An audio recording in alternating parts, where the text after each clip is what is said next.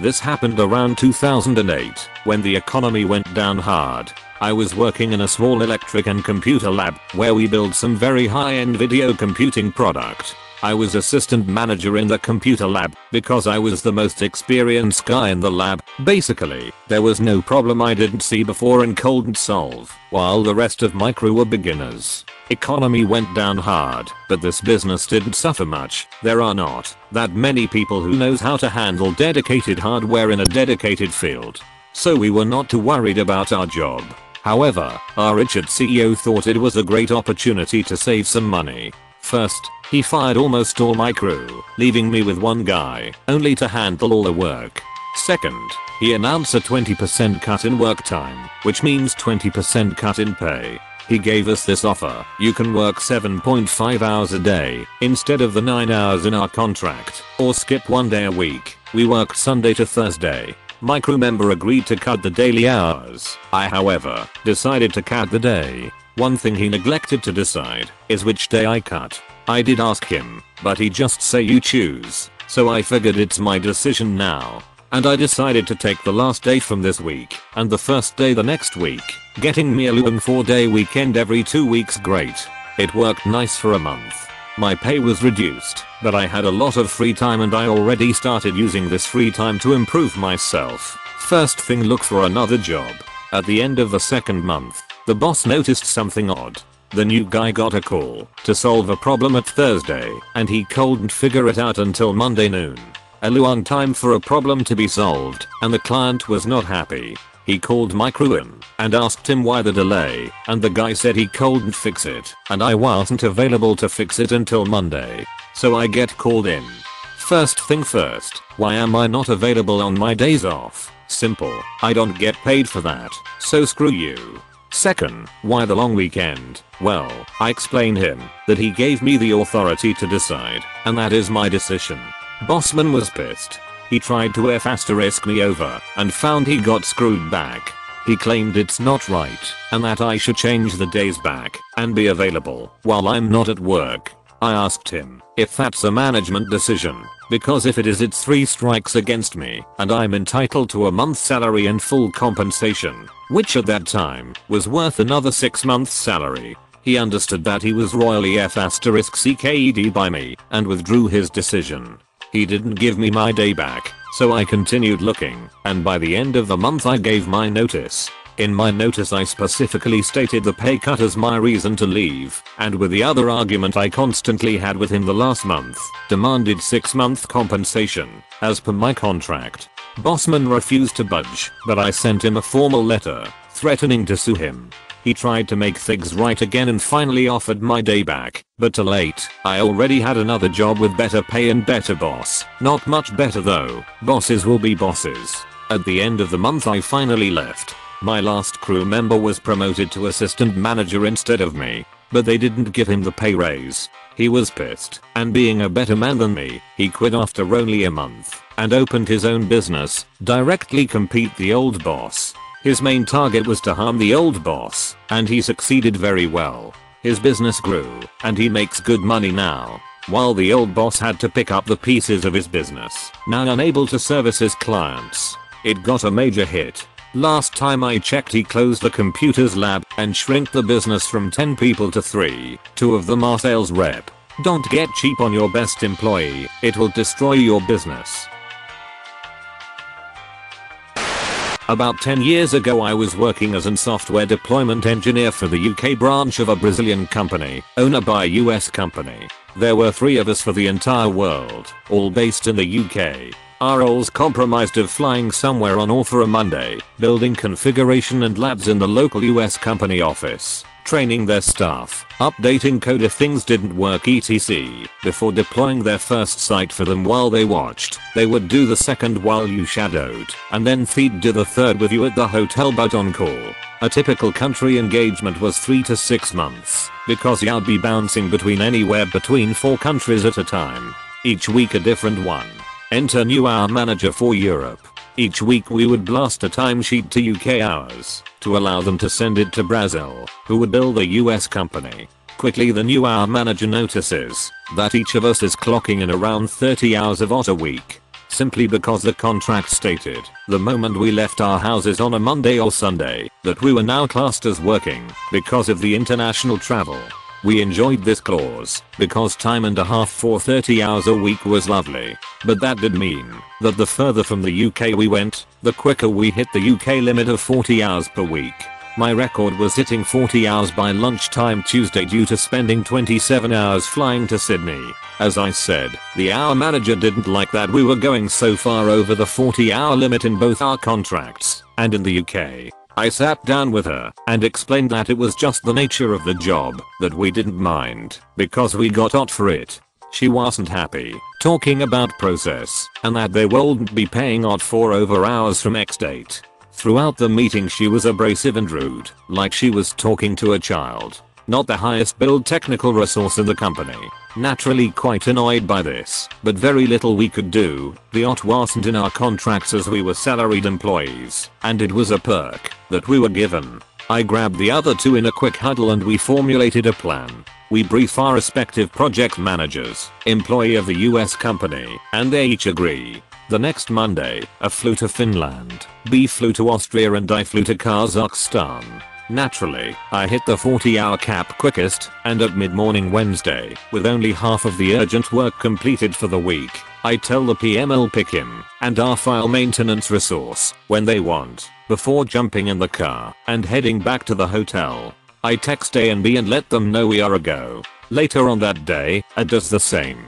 All the while, this has been escalated both via my PM and the local company MD back to the US head office, and this back to my Brazil head office, and down to our UK office. By Thursday morning my time I get an email saying they won't pay out, but will give time off in lieu. Quick text based huddle and the other two are happy with that. I'd prefer the OT, but if I get to an additional 2 days of paid holiday a week to my holiday balance then I'll take it.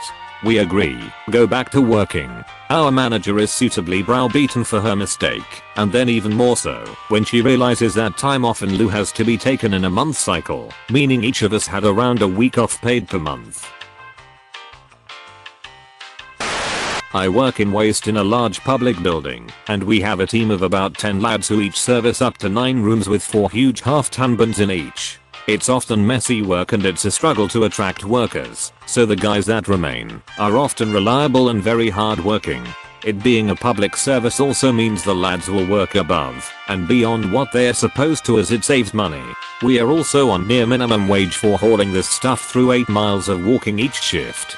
So last year a new boss arrives, immediately starts questioning the way everything works. That's fine, she's here to learn and might bring in new ideas. However soon she begins to point fingers at good workers and complain about costs. Some of these guys are giving an hour extra or more a week and their efforts just weren't up to her ideals. We start to think she's trying to find problems so as to cut staff. We get virtually no funding, and equipment is always faulty. One day one of the lads goes into the men's changing rooms to go for a piss, sits on a seat to tie his shoelaces, and she walks in. No announcement, no chaperone. It's in the rules that she has to be accompanied by a senior male member of staff to protect her as much as any staff member. Lad put on disciplinary. Another day, another lad, pushing a noisy trolley of equipment, gets pulled for making too much noise. Tried to explain it's not our responsibility to repair the equipment and we have no control over the noise it makes. We still have to get the job done. Disciplinary. Another day a non-waste member of the public jumps into our lift, refuses to leave. Boss sees, disciplines lad for letting member of the public in there. So we all decide to have a little chat in private and to stop doing free time, stop rushing, and to refuse to use faulty equipment on safety grounds. The place ground to a halt within 2 days, with people phoning the boss asking why the hell wasn't the rubbish taken, to which she calls a meeting and starts asking angry questions. Slowly she starts to realize that she's caused this and that it isn't going to be fixed with her shouting down guys and being a bitch. A few weeks pass and we end up with another meeting. Now she has put forward a new contract and asked us to all sign over to worse conditions and less money as the department is in dire financial problems. Not our problem. Go to government and complain. So now we've had all our overtime taken away with the time being offered to an agency. Agency lads have refused to come as they don't like messy work. She doesn't understand that they get to choose and that work isn't being done again. She now has to learn that we understand our rights as well as our responsibilities and that she has some responsibilities herself. So backstory, around the 2013 time frame was stationed at a recently shut down US Army garrison in South Korea. I was attached to a unit known as United Nations Command Honor Guard, UNCHG. This was a multinational honor guard with representative military branches from a few different countries all living together. We did ceremonies for all bigwigs that came to the country, as well as armed security for very sensitive buildings on the installation. Those of us in the US Army along with our South Korea counterparts were solely responsible for the guard work. I will refrain from using certain buildings by name, as they were highly sensitive buildings requiring a lot of security. They are more like underground bunkers for doomsday situations, with windows and doors painted on to fool any satellites. This is where my story begins. I had broken my hand and arm shortly after arriving in Korea through faults of my own. I was in a hard cast and was deemed unable to perform armed guard or ceremonies until I healed. So I primarily ran radio checks and did patrolling rounds to catch anyone sleeping on duty. On this particular day I was supposed to be off duty, but I was awoken by the sergeant of the guard who was also my squad leader. We will call him Sergeant K. He had an M9 with 2 mags and a pistol belt in hand.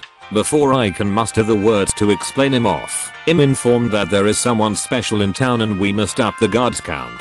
I try to explain there is no way in hell I can safely pull armed guard duty with a broken shooting hand and arm. At this point I was technically considered unqualified for the M9, since I hadn't been to the shooting range for it in months. He tells me just take it and go by the book. Roger fine that sant. I was put into a building that has a foot-thick vault door made of steel that leads to a protected guard booth. There is another door of equal size that leads to stairs that go to an underground tunnel that leads to a network of conference rooms as well as a large command hub.